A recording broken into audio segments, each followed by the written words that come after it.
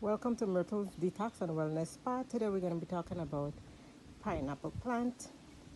Here in this first bucket, you'll see a pineapple plant with several slips. I think it's about 7 of them on this shoot. I forgot to take a picture of the pineapple before I took it off. So here is the pineapple that actually came out from between there. So that's what it looked like on the plant. Okay, back up so you can see. And it's removed. Now the slips are there. And I'm going to leave the slips in place to get a little bigger, maybe next week or so. I saw on a YouTube channel some time ago where farmers said that you can use the scraps for your plant, blend it up in some water and give it back to the plant because there's some nutrients still in the leaves. So here it is. I've removed some of the leaves from the bottom and I'm going to put them in a blender and make juice out of this and then pour it back into the soil in the bucket. Leave it for a week, and then after a week we're going to see how much bigger the slips would have gotten and then take them out for transplanting.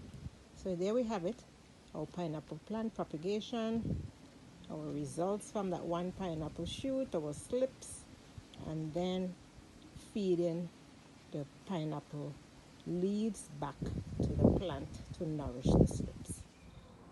Hi there. So here we are several weeks after removing the extra leaves off of the plant and leaving the slips to get a little bigger.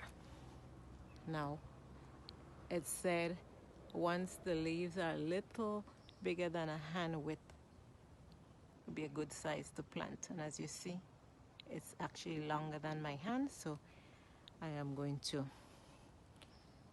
remove them and place them in the separate containers. Now this bucket did receive the grounded leaves that were put back into the base of the bucket to give nutrients, and it seemed as if there is some truth to it because this was the only bucket that got, and the slips are nice and green, and the other buckets over here that I didn't do it to yet, those slips are all pinkish, reddish, and the leaves are now yellow. So seems as if this one did get some added nutrients from getting the leaves put back into the soil.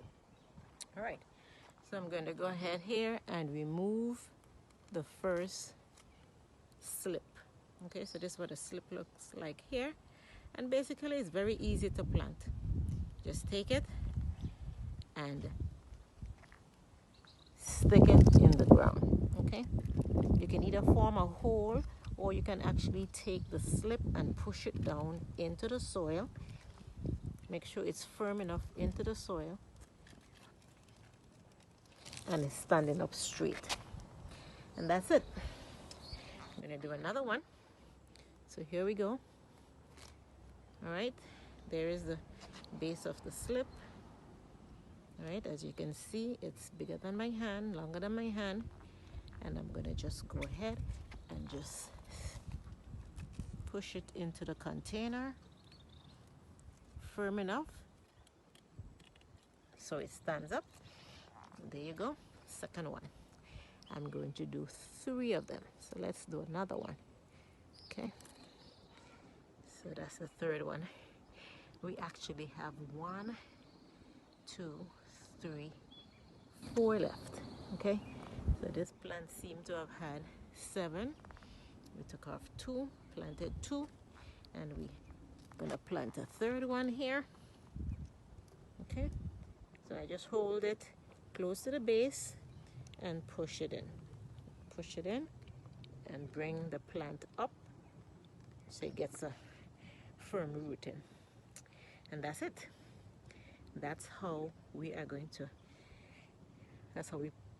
transplant our slips into pots. All right, I will do the rest off camera. So there we have it. We have it from bearing and slipping, feeding the plants. So do give us a like, share, put on that notification bell, and see you again in another video. This is Myrtle's Detox and Wellness Spa signing off.